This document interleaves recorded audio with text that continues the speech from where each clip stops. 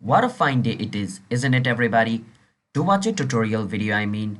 And in today's video, I will be showing you guys how you guys can register for Royal Bank of Scotland's online banking account.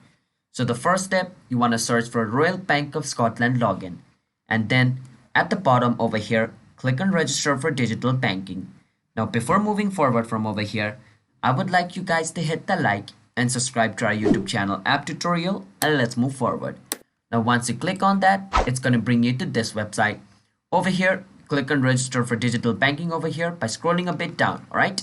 Once you click on it, it's going to take you over here, and you need to have a regular account on the Bank of Scotland before creating an online banking account. So I suppose you guys have an account, so choose the type of account you have over here and then enter the information according to that, like your first name and your last name over here, and then your date of birth over here like this. And if you live in UK, enter the postcode. If you don't, leave it empty. Click on next. After that, it's gonna ask you some more info. After providing all the info, your Royal Bank of Scotland's online banking account will be created. That's how it works. So don't forget to hit the like and subscribe, and bye bye.